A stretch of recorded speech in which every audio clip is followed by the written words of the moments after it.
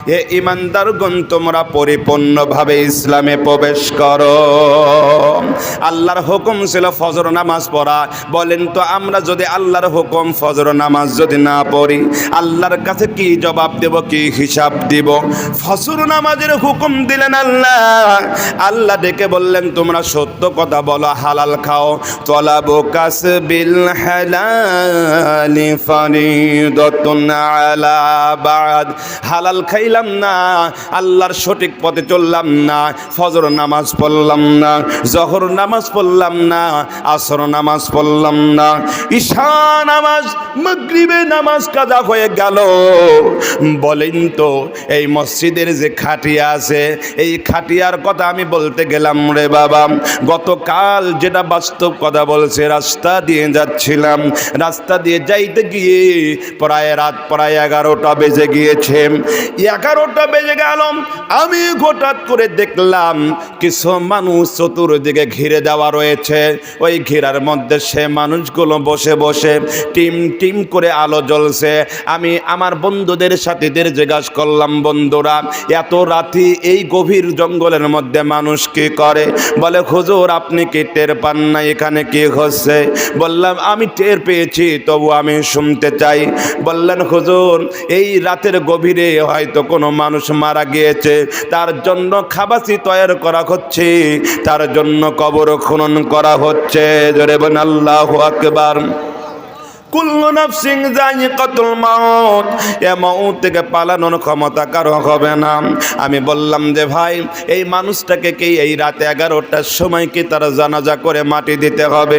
এবার বললেন, হুজুর, এই জন্য মাটি দেবে, এই রাতের গভীরে কে কোথায় শোবে, কে কোথায় ঘুমাবে, এটা কিন্তু হয় না। দেখেন, এত ভালোবাসা, এত মোহাব্বত স্বামী স্ত্রীর মধ্যে, যার জন্য জঙ্গলে আমরা সময় কাটিয়েছিলাম। দীর্ঘদিন মোবাইলে প্রেম করে আমি আপনি বিয়ে করেছিলাম। দেখেন, 10 বছর 20 বছর সংসার করলাম, 2টা 3টা সন্তানের মা হলো। হঠাৎ করে মাসুদ রানা মিলন যদি মারা যায়, বলেন তো, আমার বিবিকে যদি বলা যায়, ওগো বিবি, যদি বলা যায় তোমার স্বামী, কেউ যদি জিজ্ঞাসা করে তার আত্মীয় স্বজন, তোমার স্বামী মাসুদ রানা মিলন মারা গিয়েছে, রাতের গভীরে একটা রাত তাকে নিয়ে তুমি শয়ন করে শুয়ে থাকো, কারণ সেই দেখো পৃথিবীর কোনো এমন কোনো স্ত্রী নাই তার স্বামীকে নিয়ে রাত কাটাবে। বলেন, ভয় করবে কি করবে না? ভয় করবেন, ঘুম হবে না। আমি জিজ্ঞাসা করলাম, রাত 11টা বেজে গিয়েছে, কিন্তু তাকে কেন এই জানাজা করে কোথায় নিয়ে যাবে? বললেন, হুজুর, তারে কবর দেওয়া হবে, এই রাতের মধ্যে রাখা হবে। এত ভালোবাসা, এত সম্পদ, এত গাড়ি, যেই গাড়িতে চলাফেরা করেছে ওই গাড়িতে আর কোনোদিন ওঠানো হবে না। যে বিছানায় ঘুমাতো ওই বিছানায় আর কোনোদিন তারে ঘুমানোর ব্যবস্থা করবে না। যেই খাটে তিনি ঘুমাতেন সে খাটে আর ওঠাবে না। যেই দামি দামি কম্বল তিনি গায়ে দিয়ে ঘুমাতেন সে কম্বলটাও দেওয়া হবে না। ও বাবা, ওই রাতের গভীরে 3 টুকরা কাপড় বাজার থেকে আনবে। বাজার থেকে 3 টুকরা কাপড় আনবার পরে কি করবে? আপনার আমার জন্য একটা মাত্র সাবান আনবে। এই সাবানটা এমন একটি সাবান আনবে, এই সাবানটা আপনি আমি দেখুন মারা যাওয়ার পরে গায়ে ডলে দিবে। ডলে দেওয়ার পরে যতগুলো সাবান বেঁচে থাকবে, বলেন, ওই সাবানটা যদি বলা যায় তোমার পানের প্রিয় স্বামী মারা গিয়েছে, একটা সাবান রেখে গিয়েছে, এইটা স্মৃতিস্বরূপ তুমি তার জন্য রেখে দাও, তোমার গায়ে দেওয়া লাগবে না। বলেন তো, ওই সাবান যতদিন ঘরে থাকবে ওই বিবির কি ঘুম হবে?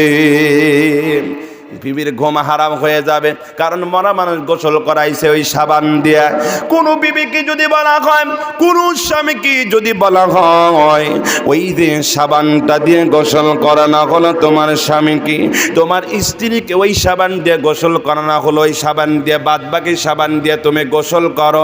বলেন তো, আজ পর্যন্ত এমন কোনো বিবি নাই ওই বিবি ওই সাবান দিয়ে গোসল করবে, ওই স্বামী ওই সাবান দিয়ে গোসল করবে? কথা বলেন।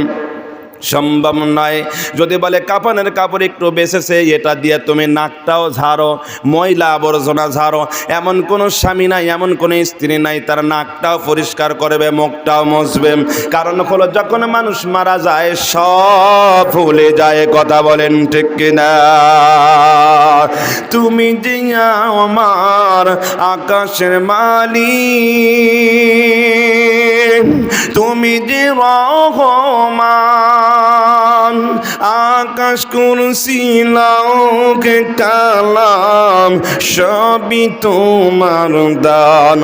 ও তুমি মাওলানা আমার যে নাম, দয়া করো হে পরোয়াকে। প্রশংসা করব কার? সেই আল্লাহ যিনি আমাকে আপনাকে সৃষ্টি করেছেন। আল্লাহর কাছে যাওয়া লাগবে, কোনো উপায় নেই, যেতেই হবে তার কাছে, কোনো সুযোগ নেই। চাইলেও যাওয়া লাগবে, না চাইলেও যাওয়া লাগবে। মৌত আসবে, মৌতের হাত থেকে রক্ষা পাওয়ার মতন ক্ষমতা পৃথিবীর কারো নেই। দেখেন, শুকরিয়া আদায় করি, আমরা এখনই এমন একটি জায়গায় বসেছি, আসবো ইনশাল্লাহ, এ জবানকে উজাড় করে দেই। কারণ প্রতিদিন প্রতি রাত এই বরকতময় মাহফিল কিন্তু পাবো না, আগামীকাল চাইলেও পাবো না। গতকাল এখানে মাহফিল হয়নি, হয়েছে কি? এটা বরকতময় মাহফিল, এখানে যদি কবুল হয়ে যায় তার জন্য জান্নাত। সুবহানাল্লাহ। আউযু বিল্লাহি মিনাশ শাইতানির রাজিম। বিসমিল্লাহির রাহমানির রাহিম।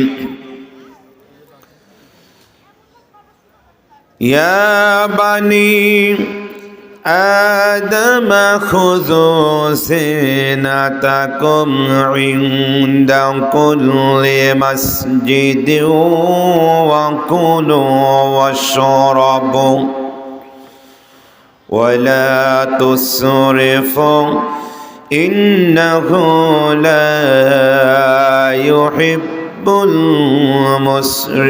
المسرفين. بسم الله الرحمن الرحيم.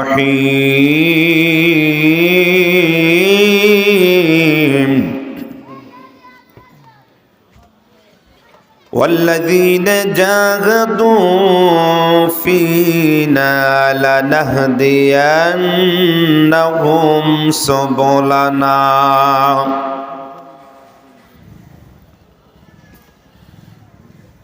প্রশংসা করি মহান রব্বুল আলামিনের, যিনি মানইর জন্তিপুর পাড়া জান্নাতুল মুআল্লা কবরস্থানের উন্নতিকল্পে জান্নাতি মানুষদেরকে একত্রিত করেছেন মানইর সরকারি প্রাথমিক বিদ্যালয় মাঠ।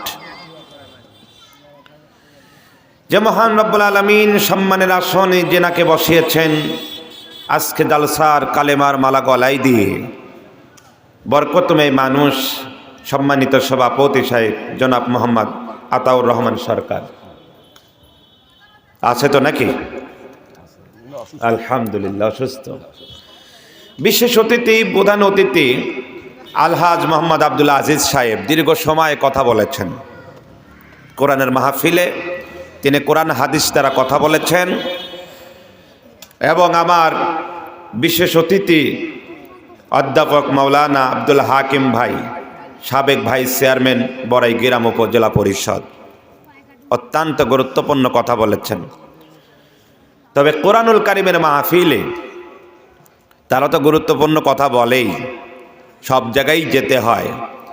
তবে বিশেষ সময় দীর্ঘ সময় কথা বলার দরকার হয় না। বক্তাকে বসায় রেখে আলোচনা কি করা যাবে বেশি সময়? কারণ এটা হলো কোরআনুল কারিমের মাহফিল। এখানে যেহেতু মানইর জন্তিপুর পাড়া জান্নাতুল মাওয়া বরকতময় জান্নাতের টুকরা এই কবরস্থানে কে কে যাবেন না একটু হাত ওঠান দেখি।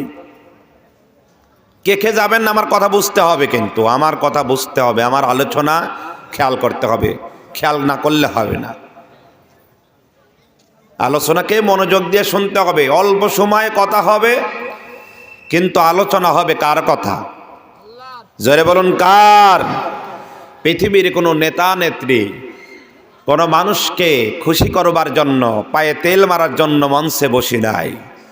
কারণ খুশি করতে এসেছি কাকে? জোরে বলুন কাকে? যে আল্লাহ সৃষ্টি করেছেন, জীবন দিয়েছেন, মৃত্যু দিবেন, সেই আল্লাহকে খুশি করতে এসেছি। মানইর জন্দেপুর এই কবরস্থানে যারা শুয়ে আছেন তাদের মাত্র এই কয়েকজন সন্তানকে এই মানইর স্কুল মাঠে বসার মতন দোয়া করে গিয়েছিল যে আমার সন্তান এগুলোই এখানে বসবে। নাকি একটা মসজিদের মাহফিল হলে তাও হয়, একটা মিলাদে যতগুলো লোক হয় তার সেও মনে হয় মাহফিলে লোক কম। তারপরেও বলবো যে মুসলমান এই মাহফিলে আসবে আর যে মুসলমান নয় সে কোরআনুল কারীমের মাহফিলে আসবে না। কথা বলেন ঠিক কিনা?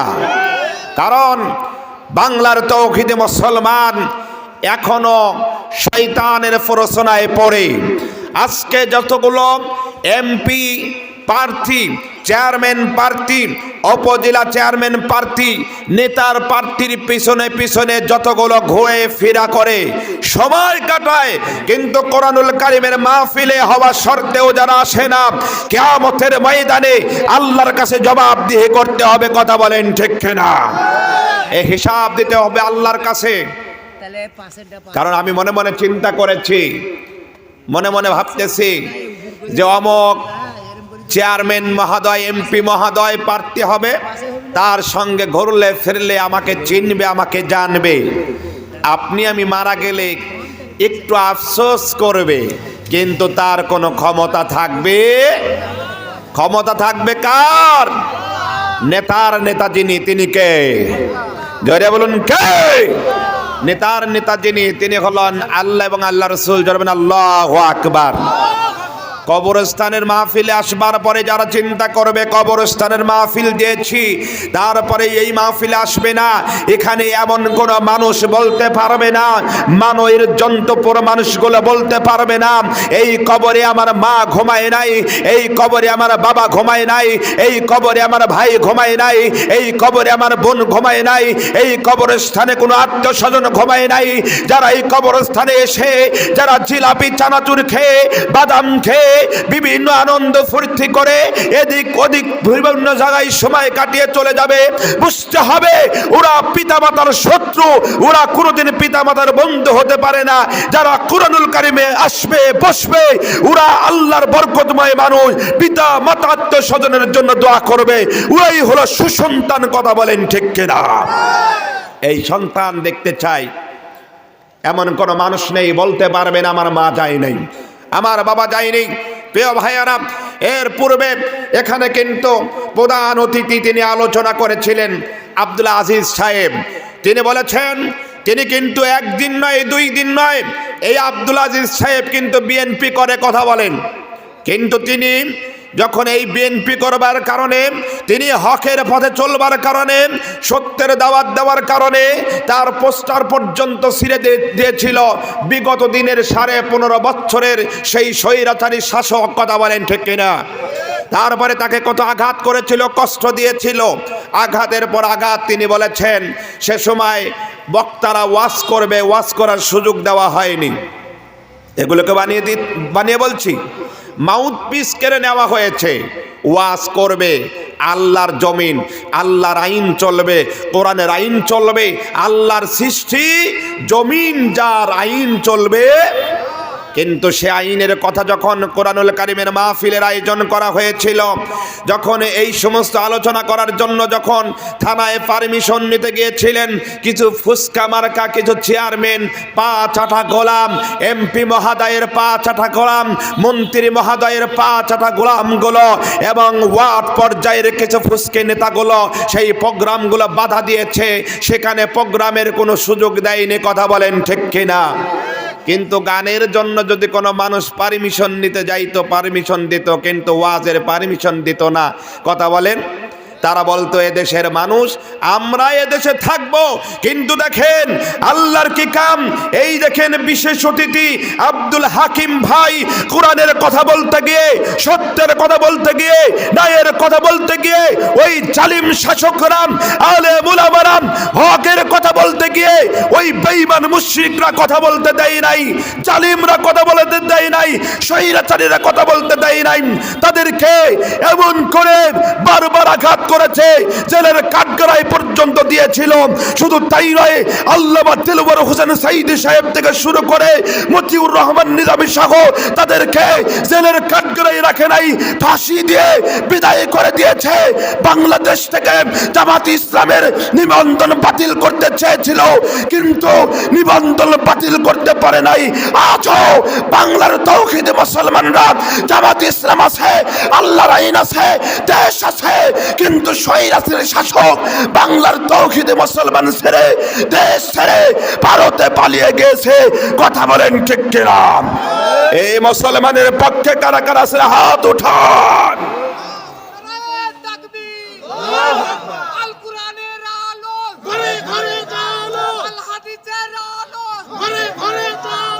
আমার প্রিয় ভাইয়েরা, আমার প্রিয় ভাইয়েরা, এই তাকবীর পর্যন্ত বন্ধ করে দিয়েছিল। কথা বলেন ঠিক কিনা?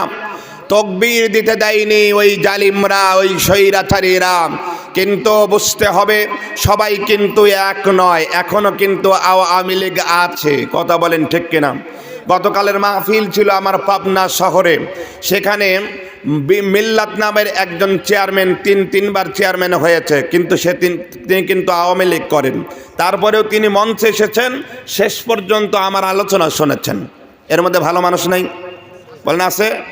আর যেগুলো ঘর লাগবে, বাড়ি লাগবে, একটা প্রধানমন্ত্রীর বাড়িতে কাজ করে, সেও 400 কোটি টাকার মালিক হয় কেমনে? সে যদি 400 কোটি টাকার মালিক হয়, তাহলে বুঝতে হবে যে প্রধানমন্ত্রী যে দেশের কিছু রেখে গেছে, এটাই তো শুকরিয়া। কাওয়া কাদের যে দেশের কিছু রেখে গেছে, তো শুকরিয়া। তাও দেশ যে আছে বেশি একবারে দেয় নাই।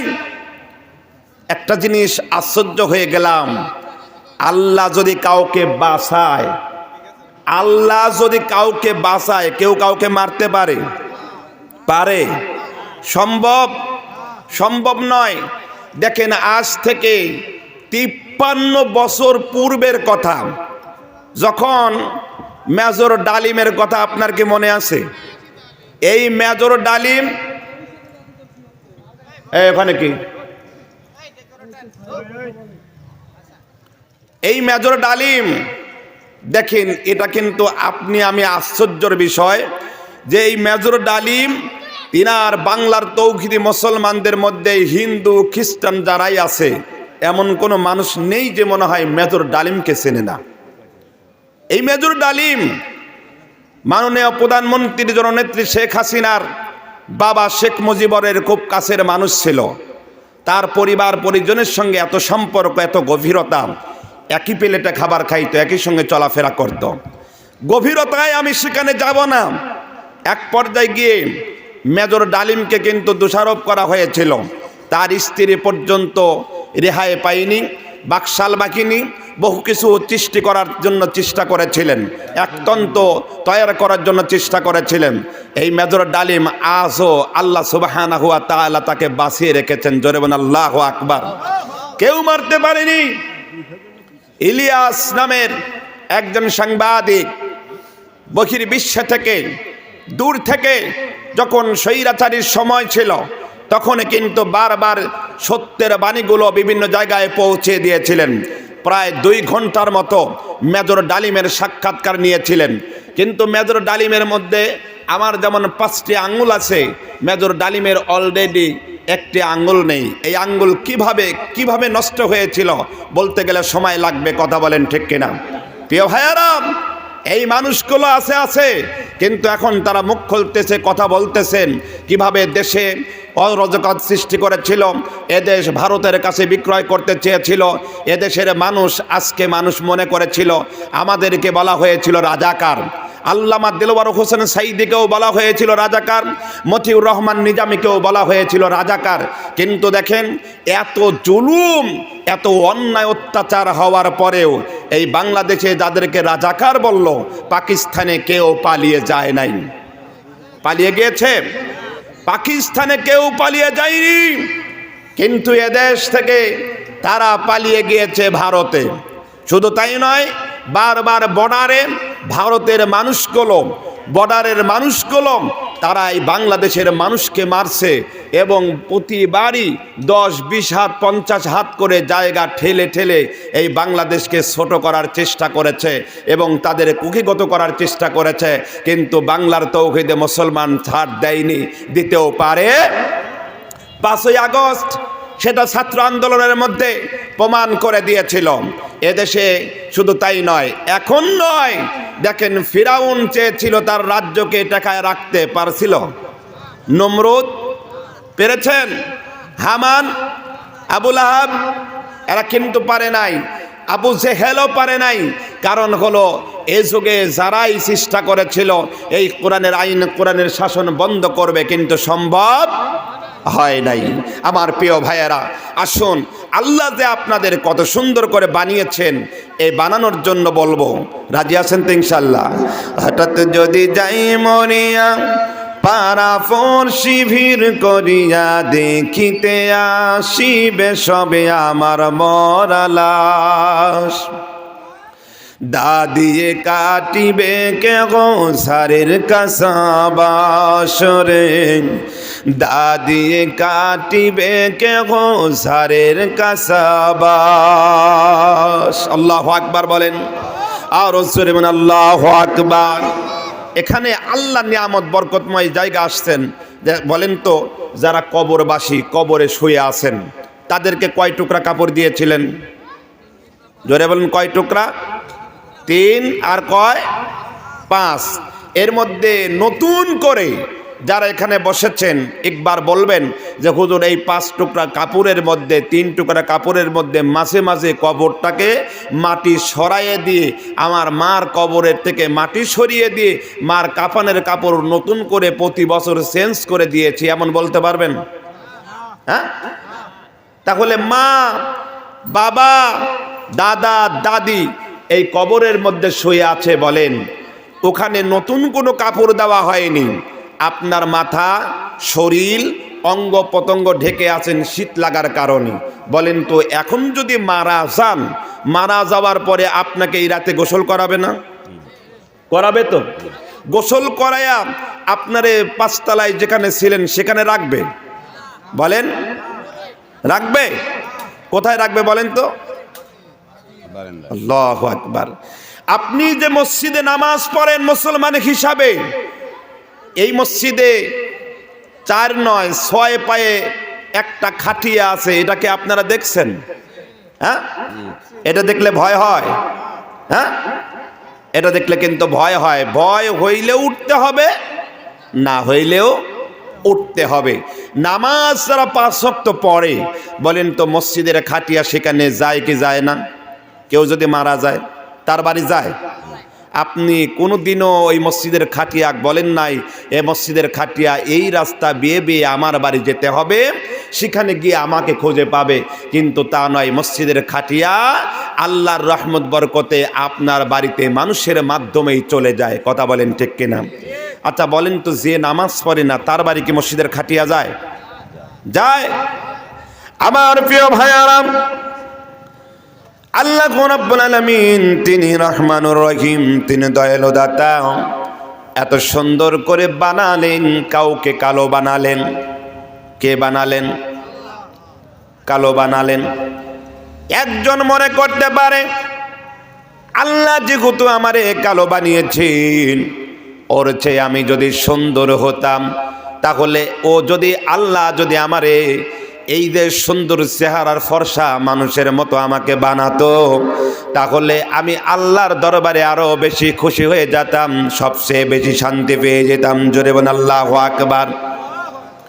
যার হাত নেই সে যদি চিন্তা করে আমার হাত নেই, আল্লাহ যদি আমারে হাত দিত, তাহলে আল্লাহ রব্বুল আলামিনের এ হাত দিয়ে আমি মসজিদে গিয়ে সিজদা করতাম, কি করতাম, অজু করে আমি নামাজ পড়তাম।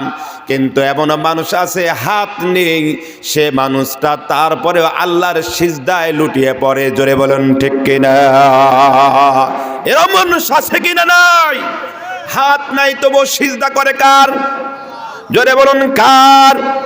পাও নাই তবু এমন মানুষ আছে সিজদা করে আল্লাহর। কিন্তু আল্লাহ বললেন তোমারে হাত দিলাম, সেই হাত দিয়ে তুমি চাকরি, সরকার তোমাকে বেতন দিল, চাকরির বেতন দিল, তারপরে প্রমোশন দিল, তারপরে চাকরির শেষে তোমারে কত কিছু দিল, পেনশন দিল, এরপরে যতদিন বেঁচে থাকবা তোমারে অর্থ করে টাকা পয়সা দিবে, তুমি মারা যাওয়ার পরে তোমার বিবি পর্যন্ত পাবে। তারপরে তুমি শুকরিয়া আদায় করলে না, তুমি কি করলে? হাত দেওয়ার পরে সে হাত দিয়ে তুমি ঘুষের টাকাগুলো তুমি লেখলে, গুনলে। ঘুষের টাকা নয়, সুদের টাকাগুলো তুমি কি করলে? হাত দিয়ে তুমি টেবিলের মধ্যে রাখলে এবং পা দ্বারা হেঁটে হেঁটে জিনা করতে গেলে, ব্যভিচারী করতে গেলে, পৃথিবীর কেউ জানে না।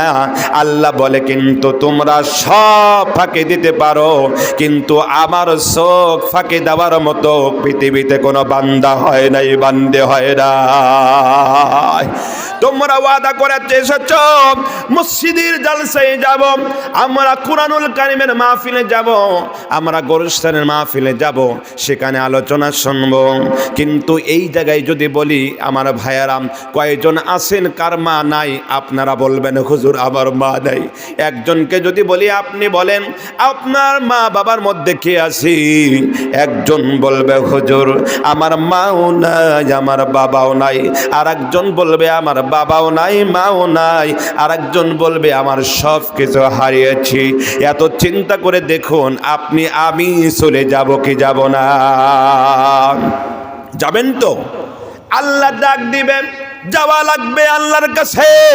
খবরদার খবরদার, এই জমিনে সুদ খাওয়া যাবে না, কারণ সুদ খাওয়াকে হারাম করেছেন কে? সুদের ঘর বেশি না কম? সুদের লোক কম না বেশি? ঘুষের লোক কম না বেশি? ওয়াদা দেয় নেতা কর্মীরা। বলেন তো আল্লাহ ওয়াদা দিয়ে যতগুলো ওয়াদা দিলেন, আল্লাহ কোনো ওয়াদাকে মিস করছেন? নবীজি 63 বছর জিন্দিগিতে তিনিও কিন্তু বড় নেতা ছিলেন, সমস্ত নবীদের বড় নেতা ছিলেন, দামি নেতা ছিলেন।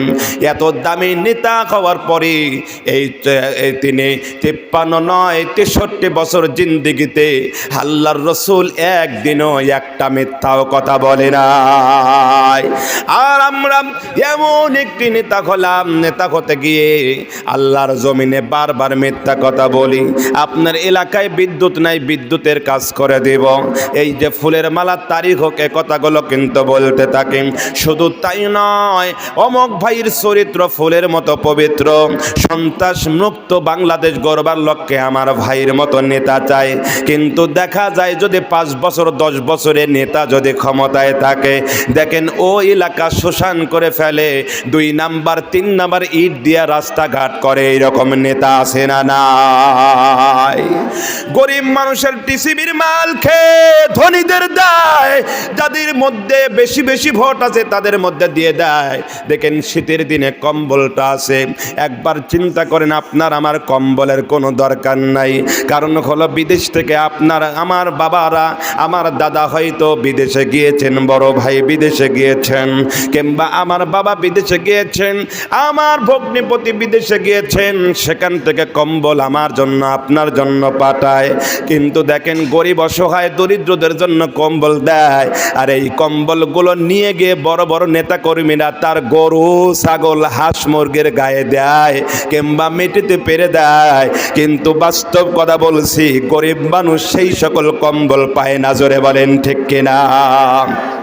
এইরকম লোক আছে তো আমাদের এলাকায় পাওয়া যায়। গরিব মানুষের কম্বল, গরিব মানুষের চাদরগুলো, সেগুলো তাদেরকে না দিয়ে 2টা 5টা এ কম্বলগুলো এগুলো সব নিয়ে গরু আছে ছাগল আছে হয় নিচে পেরে দেয় কিংবা তার গায়ে দিয়ে দেয়। এই রকম লোক আছে না নাই? আছে তো আমার প্রিয় ভাইয়ারাম, এটারও হিসাব দিতে হবে, মসজিদের ইমাম সাহেবের হিসাব দিতে হবে।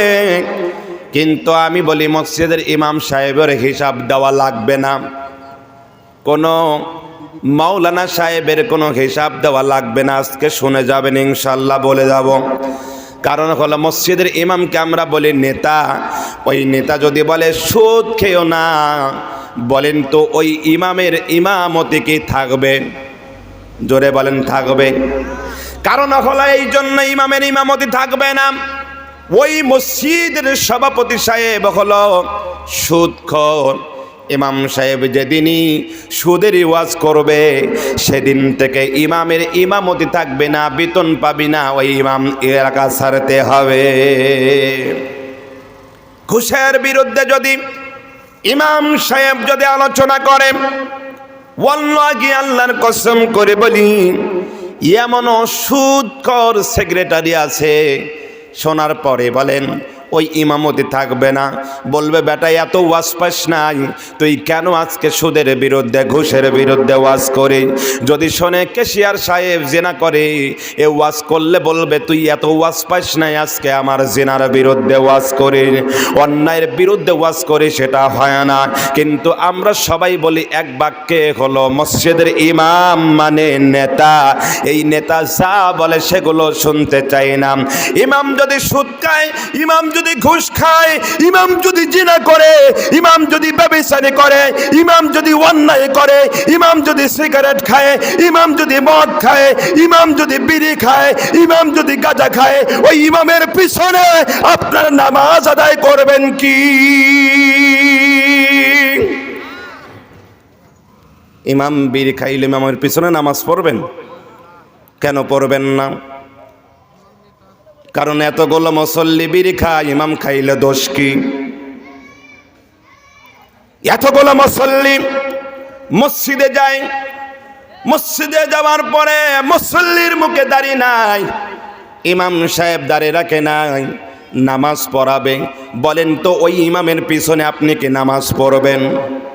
আপনি বলবেন ইমাম সাহেব আপনি মুখে দাড়ি কেন কেটেছেন? ইমাম সাহেব বলবে আমি সুন্দর চেহারা হওয়ার পরে আমাকে মুরব্বি বলে, আমারে বুড়া বলে, এই জন্য দাড়ি কেটেছি, এই দাড়িটা আমি রাখবো না, এই দাড়িটা রাখবো না।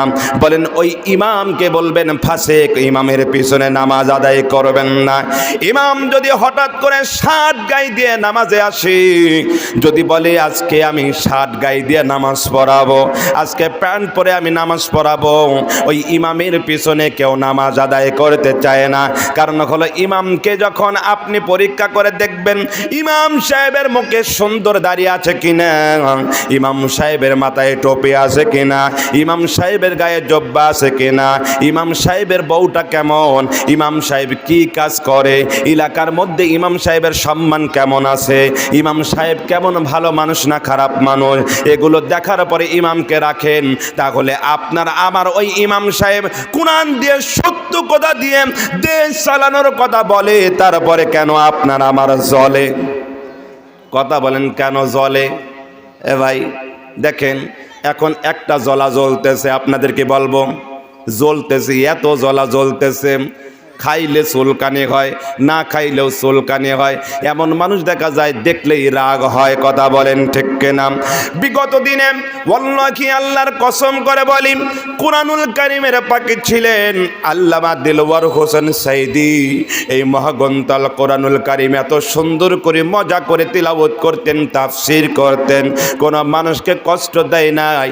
ওই জালিম বেঈমান মুশরিক গুলো, ওই জাতিগুলো বাঁচতে দেয় নাই, তারে বিস্ফোরণ করে মেরে দিয়েছে। কথা বলেন ঠিক কিনা? আমার ভাইয়ারাম, বিগত দিনের কথা বলি, তিনি একদিন নয়, 2 দিন নয়, ডক্টর মিজানুর রহমান আল আজহারী, তিনি কিন্তু যখন আওয়ামী লীগ ক্ষমতায় ছিল, ওই সরকার ক্ষমতায় ছিল, বলেন তো একদিনের জন্য মাওলানা মিজানুর রহমান আল আজহারীর ওয়াজ শোনেন, দেখবেন সেখানে কোনোদিন সরকারের বিরুদ্ধে কোনো কথা বলেন নাই। তারপরে মিজানুর রহমান আজহারী সাহেবের ওয়াজ বন্ধ করে দিয়েছিলেন। কারণ কি আপনারা কি জানেন? জানেন কি বন্ধ করে দেওয়ার কারণ একটাই, কারণ হলো যেগুলো দল আছে মিটিংয়ে যাবেন, মিছিলে যাবেন, মোটর সাইকেল যেটা আপনার আমার বাড়িতে আছে, বলবে তোমার মোটর সাইকেল নিয়ে আসো। মোটর সাইকেল নিয়ে আসার পরে কি করবে? বলবে গাড়ির তেল যত লাগে ওঠাও, তারপরে শোডাউন দেওয়া লাগবে, তেল ছাড়া কোনো গাড়ি চলবে না, কোনো মিছিলেও যাবে না, কোনো মিটিংয়েও যাবে না, কারোর জন্য মিছিল করবে না। কিন্তু ওয়াল্লাহি আল্লাহর কসম করে বলি, মিজানুর রহমান আজহারী যখন ওয়াজ করলেন, বিগত দিনে যারা ক্ষমতায় ছিল দীর্ঘদিন, সে সময় ওই আল্লামা মিজানুর রহমান আজহারী সাহেবের 10 লক্ষ মুসলমানেরা কোরআনের কথা শুনেছে। জোরে বলেন ঠিক কিনা? তারা চিন্তা করেছে, এভাবে যদি আজহারীর ওয়াজি লোক হয়, আলোচনা শুনে, তাহলে আমাদের ক্ষমতা থেকে আমাদের তারা তাড়িয়ে দিবে। কথা বলেন ঠিক কিনা? এই জন্য বন্ধ করে দিয়েছিল। কিন্তু এখন বর্তমান আবারও পড়া শুরু করেছে, জ্বলা শুরু করে দিয়েছে। কথা বলেন ঠিক কিনা?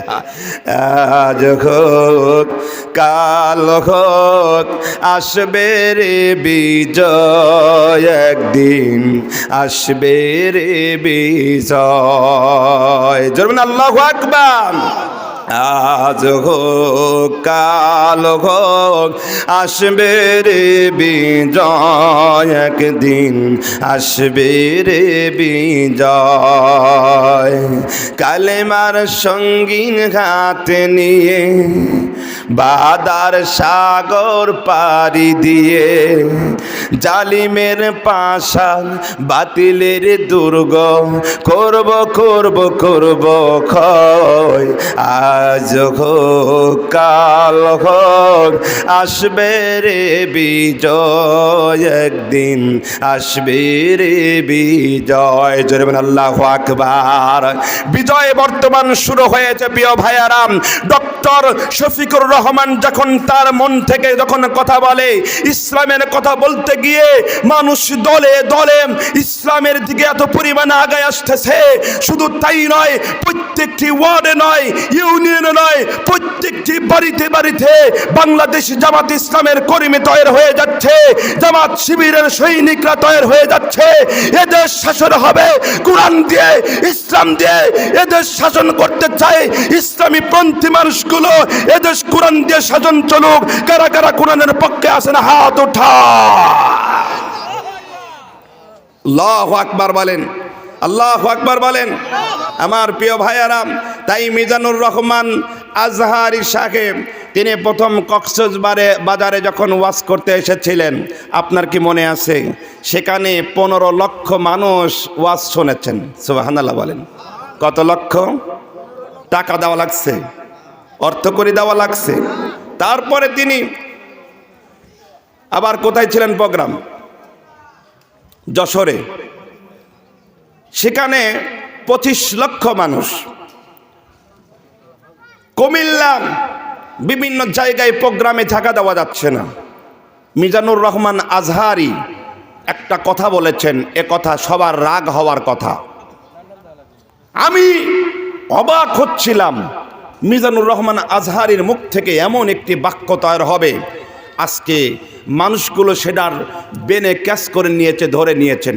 তিনি বলেছেন বিগত 15.5 বছর একজন খেয়েছে, আবার আরেক দল খাওয়ার জন্য রেডি হয়ে আছে।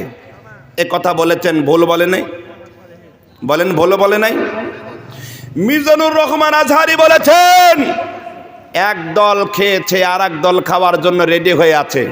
বাংলাদেশে মাত্র 2টা দল, একটা দল হলো আওয়ামী লীগ, আর একটা দল হলো বিএনপি। কথা বলেন ঠিক কিনা? আবার বলে ঠিক। কেন ঠিক? এদেশে নিবন্ধনকৃত 50টার ওপরে দল আছে, 50টার ওপরে, আরো তো দল আছে। এখানে কিন্তু মিজানুর রহমান আজহারি সাহেব বিএনপির নাম উল্লেখ করেন, জামাতের নাম উল্লেখ করেন, জাসদের নাম উল্লেখ করেন, জাতীয় পার্টির নাম উল্লেখ করেন। কারণ বিগত দিনে তিনি বলেন তো এই যে বাংলাদেশে জাতীয় পার্টি ছিলেন, এ জাতীয় পার্টি ক্ষমতায় ছিলেন না, তাকেও তো বলতে পারতেন যে তারা ক্ষমতায় আসবার পরে এদেশে আবার এমন কিছু হতে পারে, এবং জামাতকেও বলতে পারে, ইঙ্গিত দিতে পারে। কিন্তু জল্লকার কথা বলেন, জল্লকার শামসুজ্জামান দুদু এবং আরও কিছু নেতা কর্মীরা এই মিজানুর রহমান আজহারির ওনাকে বলেছে আজহারি না ফাজহারি। আরে বেটা, তোকে তো কেউ চেনে না, তোরে কেউ চেনে না। কিন্তু মিজানুর রহমান আল আজহারি সাহেবকে গোটা বিশ্বের মানুষ চেনে। তার মুখের কথাই নয়, আল্লাহর কোরআন শুনতে গিয়ে 25 লক্ষ মানুষ হয়। তোমার কি বুঝে আসে না? তুমি কি টের পাও না? তোমার জানাজার সময়, তোমার জানাজার সময় বলে আলহামদুলিল্লাহ। আর মিজানুর রহমান আজহারি নয়, আলেম ওলামা এবং হাসিগুন মারা গেলে তার জন্য দোয়া করে। কথা বলেন ঠিক কিনা? জোরে বলেন ঠিক কিনা? বলতে চাই প্রিয় ভাইয়ারাম, মিজানুর রহমান আজহারিকে নিয়ে যে ষড়যন্ত্র করছে বর্তমান তত্ত্বাবধায়ক সরকার ডক্টর ইউনূস সাহেব আছে, বলতে চাই বিগত যারা 15.5 বছর দেশে ক্ষমতায় থেকে মিজানুর রহমান আজহারির আলোচনা শুনতে দেয় নাই, তাকে আবার মালয়েশিয়া পাঠিয়ে দিয়েছে। আবার কোন রাজনীতির কারণে যদি মিজানুর রহমান আজহারি এদেশ থেকে যায়, তাহলে কাউকে ছাড় দেওয়া হবে না। এদেশের তৌহিদি মুসলমানরা গর্জে আওয়াজ দিয়ে ভারতে পালানোর সুযোগ থাকবে না, পাকিস্তানে পালানোর সুযোগ থাকবে না, আটলান্টিক মহাসাগরে চাপ দিয়ে মরতে হবে। কথা বলেন ঠিক কিনা? জোরে বলেন ঠিক কিনা?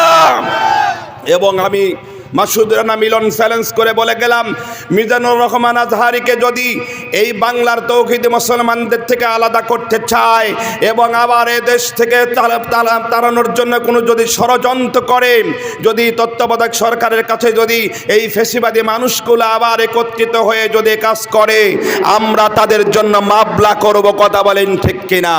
তাদেরকে ছাড় দেওয়ার কোনো সুযোগ, কথা বলেন আমার প্রিয় ভাইয়ারা, মুসলমান না হয়ে কবরে যেতে নিষেধ করলেন কে? জোরে বলুন কে? আল্লাহ ডেকে বললেন ইয়া আইয়ুহাল্লাযীনা আমানু দুখুলু ফিস সিলমি কাফা। এটা হলো 2 নম্বর পারা 2 নং সূরা সূরাতুল বাকারার 11 নম্বর পৃষ্ঠার মাঝামাঝি লাইনের 208 নম্বর আয়াত। জোরে বলুন আল্লাহু আকবার। আল্লাহ ডেকে বললেন ইয়া আইয়ুহাল্লাযীনা আমানু দুখুলু ফিস সিলমি কাফা, হে ঈমানদারগণ তোমরা পরিপূর্ণভাবে ইসলামে প্রবেশ করো। আল্লাহর হুকুম ছিল ফজর নামাজ পড়া। বলেন তো আমরা যদি আল্লাহর হুকুম ফজর নামাজ যদি না পড়ি, আল্লাহর কাছে কি জবাব দেব, কি হিসাব দিব?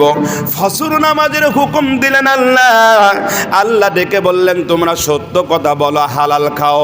তলাবু কাসবিল হালালি ফরিদাতুন আলা বাদ। হালাল খাইলাম না, আল্লাহর সঠিক পথে চললাম না, ফজর নামাজ পড়লাম না, জোহর নামাজ পড়লাম না, আসর নামাজ পড়লাম না, ঈশা নামাজ, মাগরিবে নামাজ কাজা হয়ে গেল। বলেন তো এই মসজিদের যে খাটিয়া আছে, এই খাটিয়ার কথা আমি বলতে গেলাম রে বাবা, গতকাল যেটা বাস্তব কথা বলছে রাস্তা দিয়ে যাচ্ছিলাম। রাস্তা দিয়ে যাইতে গিয়ে রাত প্রায় 11টা বেজে গিয়েছে। 11টা বেজে গেল। আমি হঠাৎ করে দেখলাম কিছু মানুষ চতুর্দিকে ঘিরে দেওয়া রয়েছে। ওই ঘেরার মধ্যে সে মানুষগুলো বসে বসে টিম টিম করে আলো জ্বলছে। আমি আমার বন্ধুদের সাথীদের জিজ্ঞাসা করলাম, বন্ধুরা এত রাতে এই গভীর জঙ্গলের মধ্যে মানুষ কি করে?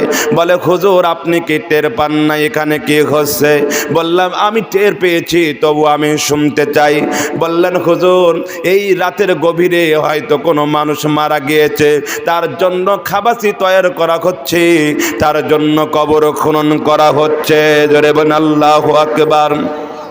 কুল্লু নাফসিন যায়িকাতুল মাউত, এ মউত থেকে পালানোর ক্ষমতা কারো হবে না। আমি বললাম যে ভাই, এই মানুষটাকে কি এই রাতে 11টার সময় কি তারা জানাজা করে মাটি দিতে হবে? এবার বললেন, হুজুর এই জন্য মাটি দেবে, এই রাতের গভীরে কে কোথায় শোবে, কে কোথায় ঘুমাবে, এটা কিন্তু হয় না। দেখেন এত ভালোবাসা, এত মোহাব্বত স্বামী স্ত্রীর মধ্যে, যার জন্য জঙ্গলে আমরা সময় কাটিয়েছিলাম। দীর্ঘদিন মোবাইলে প্রেম করে আমি আপনি বিয়ে করেছিলাম। দেখেন 10 বছর 20 বছর সংসার করলাম, 2টা 3টা সন্তানের মা হলো। হঠাৎ করে মাসুদ রানা মিলন যদি মারা যায়, বলেন তো আমার বিবিকে যদি বলা যায়, ওগো বিবি যদি বলা যায় তোমার স্বামী, কেউ যদি জিজ্ঞাসা করে তার আত্মীয় স্বজন, তোমার স্বামী মাসুদ রানা মিলন মারা গিয়েছে, রাতের গভীরে একটা রাত তাকে নিয়ে তুমি শয়ন করে শুয়ে থাকো, কারণ সেই দেখো পৃথিবীর কোনো এমন কোনো স্ত্রী নাই তার স্বামীকে নিয়ে রাত কাটাবে। বলেন ভয় করবে কি করবে না? ভয় করবেন, ঘুম হবে না।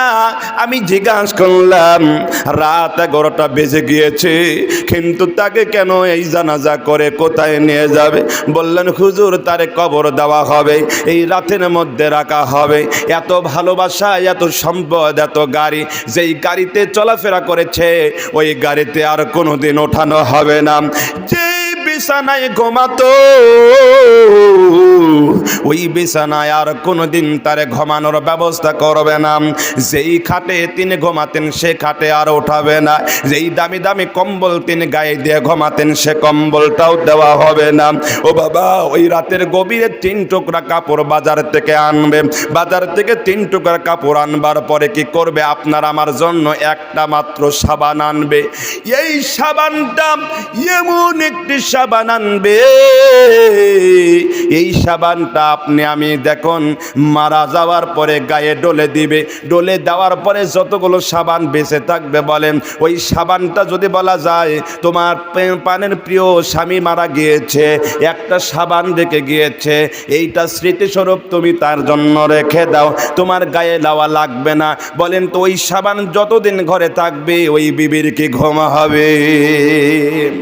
বিবির ঘুম হারাম হয়ে যাবে, কারণ মরা মানুষ গোসল করাইছে ওই সাবান দিয়া। কোনো বিবিকে যদি বলা হয়, কোনো স্বামীকে যদি বলা হয় ওই যে সাবানটা দিয়ে গোসল করানো হলো তোমার স্বামীকে, তোমার স্ত্রীকে ওই সাবান দিয়ে গোসল করানো হলো, ওই সাবান দিয়ে বাদ বাকি সাবান দিয়ে তুমি গোসল করো, বলেন তো আজ পর্যন্ত এমন কোনো বিবি নাই ওই বিবি ওই সাবান দিয়ে গোসল করবে, ওই স্বামী ওই সাবান দিয়ে গোসল করবে? কথা বলেন, সম্ভব নয়। যদি বলে কাফনের কাপড় একটু বেঁচেছে, এটা দিয়ে তুমি নাকটাও ঝাড়ো, ময়লা আবর্জনা ঝাড়ো, এমন কোনো স্বামী নাই, এমন কোনো স্ত্রী নাই তার নাকটাও পরিষ্কার করবে, মুখটাও মুছবে। কারণ হলো যখন মানুষ মারা যায় সব ভুলে যায়। কথা বলেন ঠিক কিনা? তুমি যে আমার আকাশের মালিক, তুমি যে রহমান, আকাশ কুরসি লৌকে কালাম সবই তোমার দান। ও তুমি মাওলা আমার যে নাম, দয়া করো হে পরওয়ার। ও তুমি মাওলা আমার যে নাম, দয়া করো হে পরওয়ার। জোরে বলেন ঠিক কিনা? জোরে বলুন দয়ার মালিককে, জোরে বলুন রিজিকের মালিককে। সেই আল্লাহ যদি রিজিকের মালিক হয় তাহলে আল্লাহর কাছে ভয় করা লাগবে। কথা বলেন ঠিক কিনা? এই যে কবর, এই কবরের কথা একবার চিন্তা করেন। এই ঘরের মধ্যে আপনি আমি আছি, ঘরের মধ্যে লাইট আছে, আলো আছে। আপনি একা থাকতে গেলে ভয় করবে, ভয় করবে না? মনে মনে চিন্তা করবে যে একা একা থাকে কি করে, না জানি কি হয়, কোন অবস্থা হয়। আর কবরের মধ্যে সেখানে লাইট নাই, কোনো আলো নাই, সেখানে বাতাস ঢোকার কোনো সিস্টেম নেই, সেখানে কোনো দরজা নেই, জানালা নেই, তারপরে কি ভয় হয় না? ভয় হয় না? ভয় হয় কি? মৃত্যু হবে। কার কার একটু হাত উঠান দেখি। আল্লাহু আকবার, আল্লাহু আকবার, হাত নামান। একটু দেখেন, এই দেখেন এখানে যারা জালসায় এসেছেন, এখানে প্রায় যারা বসেছেন প্রায় 60, 70, 40, 50 বছরের মানুষ এখানে বসেছেন জালসায়। বলেন তো, আপনার সন্তান এই জালসার আশেপাশে ঘুরতেছে, এরকম আছে না? ঘুরতেছে তো নাকি? ঘোরাফেরা করতেছে। এই যে মোবাইল, এই কাল শেষ করে দিল। হ্যাঁ, এই মোবাইল থাকলে আর বইয়ের দরকার নাই। এই মোবাইল থাকলে স্বামীর দরকার নাই। স্বামী স্ত্রী একই জায়গায় শুয়ে আছে, স্বামী ডান দিকে, স্ত্রী বাম দিকে, মাঝখানে শয়তান গোতায়। তুই যতই হোক না কেন স্বামীর দিকে তাকাস না করে, তার কারণ হলো তোর স্বামীর পাও ফাটা, তোর স্বামী কাইলি ফাটা। কথা বলেন ঠিক কিনা? বিবিকেও বলে ওই স্বামীর দিকে তাকায়ও না, এবং স্বামীকেও বলে তোমার বিবির দিকে তাকায়ও না। মোবাইলে দেখো, এইগুলো দেখো, আটা মাখাইনে সুন্দরী চেহারাগুলো দেখে। আর এই দেখে মানইর এই জালসায় কিছু যুবকরা আসছে। এই যুবক আসার পরে মোবাইলটা হাতে নিয়ে বলতেছে, তুমি কি এখনো আসো নাই জালসায়? তুমি না বলেছিলে মানইর জালসায় যাব, জন্তেপুর জালসায় যাব, তুমি এখনো আসো নাই? আগামীকাল দেখা হলে তোমার সঙ্গে কথা হবে না, তোমাকে কাট অফ করে দিলাম, কারণ আসতেছে সামনে 14ই ফেব্রুয়ারি। কথা বলেন ঠিক কিনা? কাট অফ করার হুকুম দিয়ে এভাবে তারে বারবার টর্চারিং করতেছে। এরপরে আসে দেখা করতেছে, হ্যালো বলতেছে, ও বলতে হ্যালো কোথায়, ও বলতেছে হ্যালো কই তুমি? কথা বলেন ঠিক কিনা? আছে না নাই? তারপরে বলবে যে তুমি তাড়াতাড়ি দেখা করো, আমার জন্য জিলাপি কিনে দাও, আমার জন্য বাদাম কিনে দাও, আমার জন্য চানাচুর কিনে দাও, আমার জন্য বুট কালাই কিনে দাও। বলেন তো, সব টাকা পয়সা ফুরায়া নিজে একটা সিগারেট খাবে, তাও খাওয়ার সুযোগ নাই। আছে না নাই এরকম? আজ প্রতি রাত জেগে থাকি জান্নাতের আশায়। আমার সঙ্গে বলেন, আজ প্রতি রাত জেগে থাকি জান্নাতের আশায়। তুমি নবী চলে গেছো, তোমায় আমি ভুলি নাই। তুমি নবী চইলা গেছো, তোমায় আমি ভুলি নাই। ভুলতে আমরা পারি না। আজ প্রতি রাত, আর যুবক যুবতী গান গায়, আজ প্রতি রাত জেগে থাকি গাজার আশায়। আজ প্রতি রাত জেগে থাকি গাজার আশায়। তুমি চলে গেছো থাই বিড়ি তুইয়া গাজা খাই। এর মাসে না নাই? এর মাসে তো নাকি? তুমি চলে গেছো তাই বিড়ি তুইয়া গাজা খাই, এর মাসে তো। বলেন তো, এইগুলো নষ্ট করতেছে, সন্তানদের জীবন শেষ করে দিচ্ছে, পিতা মাতাকে ভুলেই যাচ্ছে। এখন তো প্রায় বিয়ে আর হচ্ছে না, বিয়ের অনুষ্ঠান করবেন সুযোগ নাই, আগেই পালিয়ে গেছে। এরম আছে না নাই?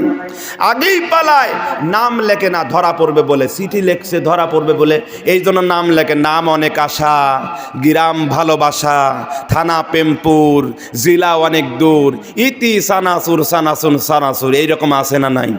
এরকম আছে তো আমার প্রিয় ভাইয়েরা। এই জন্য আসুন, আল্লাহর দিন থেকে দূরে থাকার কারণে মানুষ নষ্ট হয়ে যাচ্ছে। নিজে নামাজ পড়ি না, সন্তানও নামাজ পড়ে না। নিজে বাবা মাকে খাবার দেই না, পিতা মাতাকে ভালোবাসি না, এরপরে সন্তানও কি করে? ওই সন্তানও পিতা মাতাকে ভাত দেয় না, কাপড় দেয় না, পিতা মাতাকে দেখতে পারে না। কিন্তু এটা যদি আপনি আমি যদি নিজে ভালো হয়ে, আজ পর্যন্ত কোনোদিন শুনেছেন কোনো আলেম মা বাবাকে ভাত দেয়নি? মা বাবা সন্তানকে আলাদা করে দিয়েছে। একটা মসজিদের ইমাম, এই মসজিদের ইমাম সাহেব এক বেতন দেন কত টাকা? 3,000, 4,000, 5,000 টাকা। তার পরিবার পরিজনকে নিয়ে ইমাম সাহেব আসে। দেখেন তো মাকে কি বলে, বাবাকে বলে না, তারপরেও দেখেন এত ভালোবাসার মধ্যে থেকেও প্রিয় ভাইয়ারাম মা বাবাকে মোহাব্বত করে একসঙ্গে খাবার খায়। আর কোটি কোটি টাকার মালিক, গাড়ি বাড়ির মালিক, এত সম্পদের মালিক, দেখবেন বিভিন্ন দেশে দেশে বাড়ি করছে, কিন্তু তার মা বাবা কোথায়? বাড়িতে সুযোগ নেই, তারা সব বৃদ্ধাশ্রমে। কথা বলেন ঠিক কিনা? এই জন্য কোরআন দেন ভিতরে, নামাজ পড়েন, জিকির করেন, কোরআনের আইন দিয়ে দেশ শাসন করেন, আল্লাহর গোলামির পথে মানুষকে ডাক দেন, নিজে ভালো হন, সৎ পথে মানুষকে ডাকেন, এ দেশে কোরআনের আইন, কোরআনের শাসন বাস্তবায়নের পক্ষে কাজ করেন, নিশ্চয়ই সুদ থাকবে না, ঘুষ থাকবে না, জিনা ব্যভিচারী থাকবে না, অন্যায় অত্যাচার থাকবে না। কথা বলেন ঠিক কিনা? কারণ আমি নিজেও সিগারেট খাই, আমি চেয়ারম্যানই করি, নিজেও সিগারেট খাই, আমি নেতামো করি, আমার যারা কর্মী থাকে তারাও সিগারেট খায়। কথা বলেন ঠিক কিনা?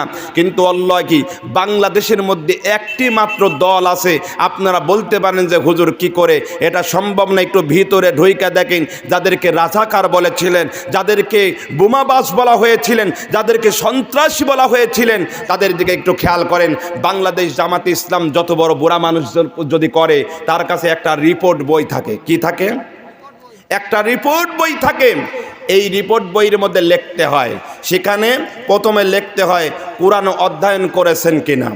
অধ্যয়ন করলে সেখানে আপনি সুন্দর করে তার তরজমা করেছেন কিনা এবং তার সমস্ত কত লাইন পড়েছেন, কত পৃষ্ঠা পড়েছেন, সেগুলোকে খেয়াল করেছেন কিনা, সেখানে টিক চিহ্ন দিতে হয়। সুবহানাল্লাহ।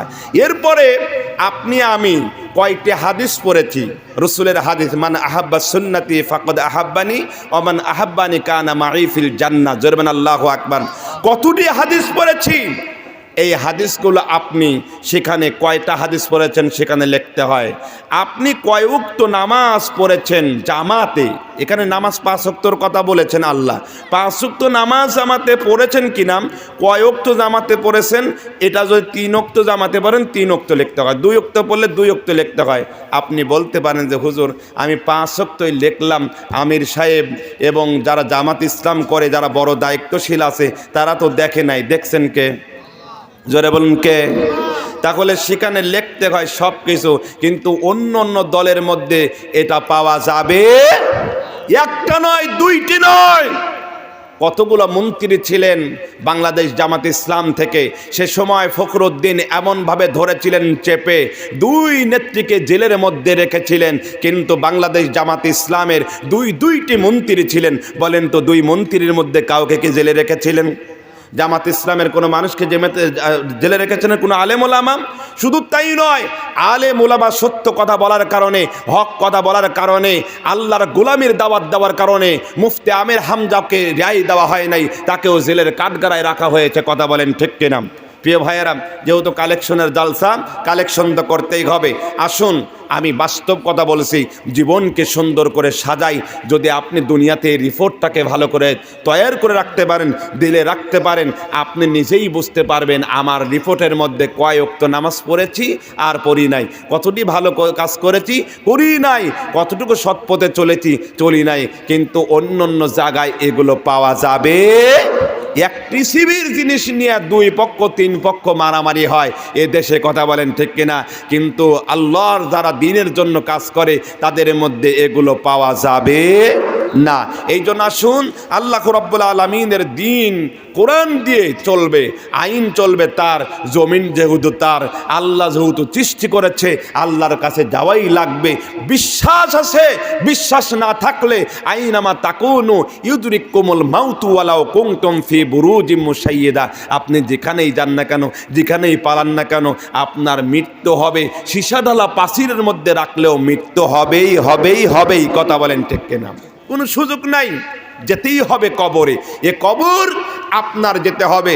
এ কবরে আপনার সুযোগ থাকতেও পারে, নাও পারে, জানাজা আপনার হতেও পারে, নাও পারে, কবরে আপনার যাওয়া লাগতেও পারে, নাও পারে, এটা কিন্তু গ্যারান্টি নাই। কাপানের কাপড় জুটতেও পারে, নাও পারে, এটা কোনো গ্যারান্টি দিতে পারবেন? সম্ভব? এটা আমার যে জানাজা হবে আমি কি বলতে পারবো? আমার কবর হবে আমি কি বলতে পারবো? কোনো গ্যারান্টি নেই।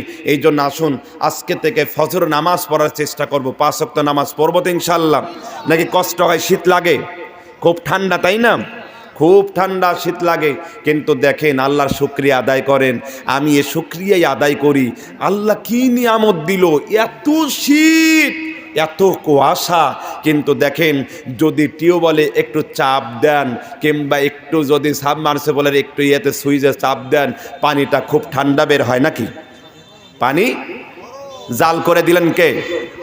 হ্যাঁ, নাকি ডোনাল্ড ট্রাম্প, নাকি অন্য কেউ? কেউ দেয় নাই। সব পানি যত ঠান্ডার দিনে পানিতে যখন কলে চাপ দিবেন গরম পানি বের করে দেন আল্লাহ। এবং গরমের দিনে এত গরম আপনি পানি খাইতে পারবেন না, টাঙ্কির পানি খাওয়া সম্ভব নয়, আপনি কোনো জায়গায় পানি আছে পানি খাওয়া সম্ভব নয়, কিন্তু যখন টিউবওয়েলে চাপ দিবেন গরমের দিনে পানি বের হবে ঠান্ডা, এটাও করে দিলেন আল্লাহ। জোরে বলেন আল্লাহু আকবার। জিহ্বা দিলেন আল্লাহ। এই জিহ্বার শুকরিয়া আদায় করে শেষ করা সম্ভব নয়, কারণ জিহ্বাকে আপনি বলতে পারবেন না। এই জিহ্বার উপরে যদি শুধু একটি চুল যদি পড়ে মনে হবে পাথর পড়েছে, কিন্তু আপনার আমার জিহ্বার উপরে 3 টুকরা 4 টুকরা গোশত রাখলে কেউ আজ পর্যন্ত বলে নাই যে এত ওজনের জিনিস আমার জিহ্বার উপরে রাখবো না। সুবহানাল্লাহ, কেউ বলে নাই। কিন্তু একটা চুল পড়বে জিহ্বার উপরে মনে হবে পাথর পড়েছে। অন্ধ মানুষ কিছুই দেখে না, তার সামনে আপনি দেশি মোরগ নিয়ে এসে জুবাই করে রান্না করে দিবেন। অন্ধকে যদি জিজ্ঞাসা করা যায়, অন্ধ ভাই তুমি তো চোখে দেখো না? বলে হ্যাঁ আমি চোখে দেখি না। আচ্ছা যেহেতু তুমি চোখে দেখো না তো এখন কি খাইলাম? ও বলবে একটি সুন্দর মোরগের গোশত। আবার অন্ধকে যদি জিজ্ঞাসা করা যায় কি খাইলাম, ওই জিহ্বার পরে দেওয়ার সঙ্গে সঙ্গে জিহ্বা বলে দিবে এটা খাসের গোশত, এটা গরুর গোশত, এটা মহিষের গোশত, এটা হরিণের গোশত, এটা দম্বার গোশত, এটা উটের গোশত, এটা বায়াম মাছ, এটা জিওল মাছ, এটা টাকি মাছ, এটা কই মাছ, সব বলে দেন কে? আল্লাহ। কি নিয়ামত দিল, কি বরকত দিল জিহ্বার ওপরে। এই জিহ্বা দিয়া মানুষ কত কিছু খাচ্ছে, কত কিছু করতেছে, মদ খায়, গাঁজা খায়, কত কিছু খায়, এগুলো চলবে? কান দিল, এই কান দিয়ে কত কিছু শুনতেছি। কানের হিসাব করে দেখেন কান কেন দিল। আমি যদি মাঝে মাঝেই বলি, 2টা পক্ষ হয়, এক পক্ষ বলেন তো আপনি যখন ঘুমাতে যান বিছানায়, আপনারা তো অনেক দামি মানুষ, আপনাদের তো বোঝানোর ক্ষমতা নাই, বলেন তো বিছানায় যখন ঘুমাতে যাবেন আসলে চোখ ঘুমায় না কান ঘুমায়? বলেন, চোখ ঘুমায় না কান ঘুমায়? বলেন। আপনারা তো অনেক ভালো মানুষ, দামি মানুষ, কারোর লাতির বয়সী, কারোর ছেলের বয়সী, কারোর বন্ধু বয়সী, বলেন তো চোখ আগে ঘুমায় না কান আগে ঘুমায়?